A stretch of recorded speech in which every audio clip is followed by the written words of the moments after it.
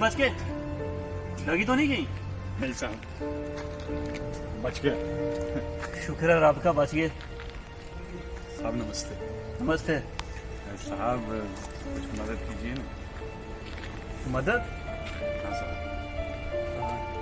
कहाँ रहते हो? बस साहब, हमारे भिखारी मांगने वाले का क्या है साहब, जहाँ रात पड़ गई वही ठिकाना।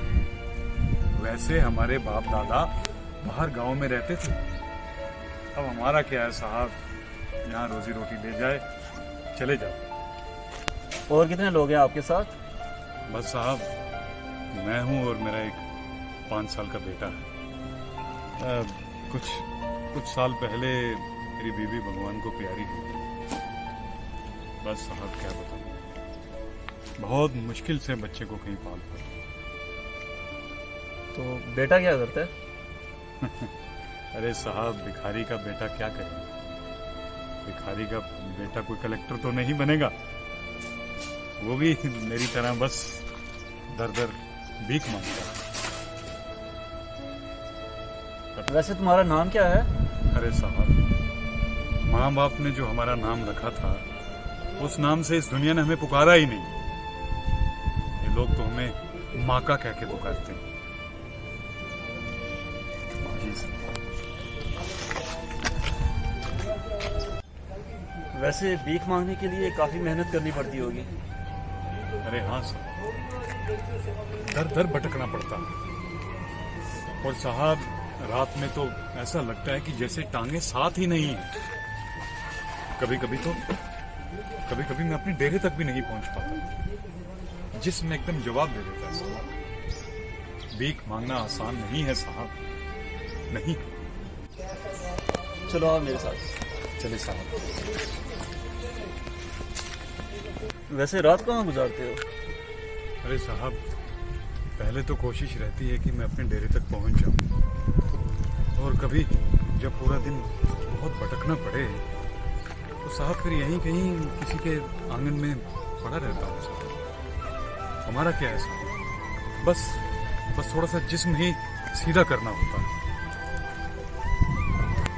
वैसे सब लोग तुम्हारी मदद करते हैं?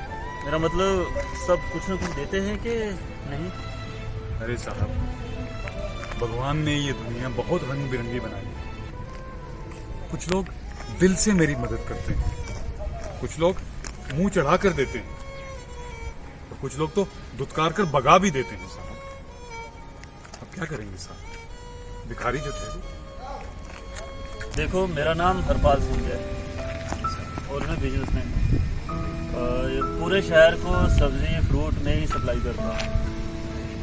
तो मैं तुम्हारी मदद करना चाहता हूँ। अगर तुम ध्यान से सुनो तो मैं कुछ कहूँ?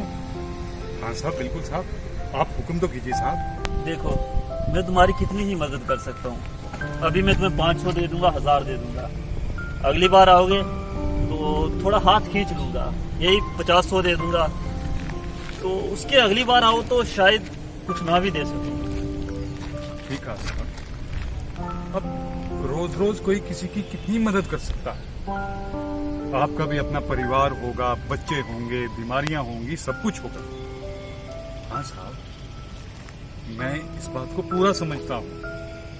देखो, इसलिए मैं चाहता हूँ कि मैं तुम्हारी मदद कुछ इस तरह से करूँ कि तुम मुझसे भीख नहीं बल्कि अपना हक मांगो, और सर झुकाकर नहीं, सर उठाकर मांगो। अरे नहीं साहब, अरे साहब, तौबा तौबा तौबा, ये आप क्या कह रहे हैं?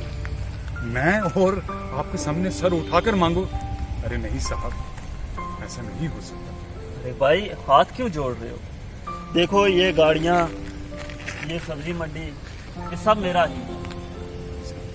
तो मुझे बस जरूरत है एक अच्छे, सच्चे और ईमानदार आदमी की। साहब, मैं कुछ समझा नहीं। सब समझ जाओगे। फिलहाल तुम कल से काम पर आ जाओ।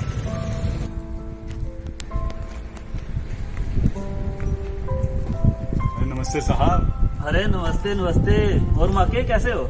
बस साहब बढ़िया। अच्छा आ गए काम पर? हाँ साहब, रात में काफी सोचा, बस अब आ गए। देखो तुम यहाँ काम करोगे तो तुम भिखारी नहीं रहोगे, इससे तुम भी मजबूत बनोगे और हमारे देश के हालात भी मजबूत बनेंगे, क्योंकि हम सबको आत्मनिर्भर बनना है। अरे हाँ साहब, ये तो आप बहुत पते की बात कही।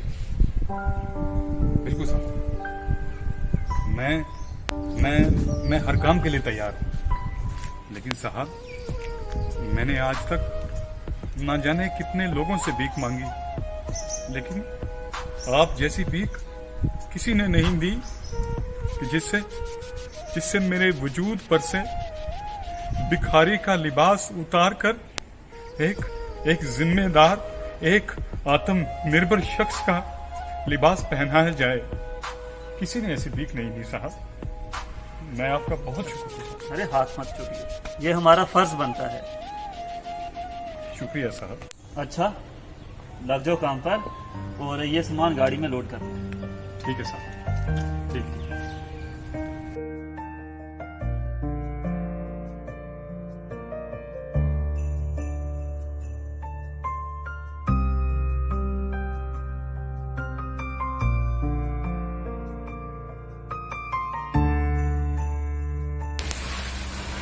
देखो मौके भाई, अगर इसी तरह से मेहनत से लगन से काम करोगे ना तो मेरे भाई बनकर रहोगे।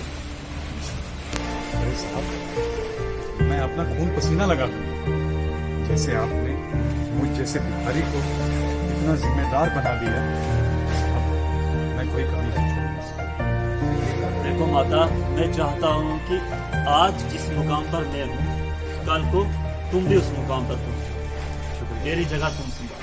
शुक्रिया साहब। मेरी जिंदगी सवारी मुझको गले लगा के बैठा दिया फलक पे, मुझे खाक से उठा के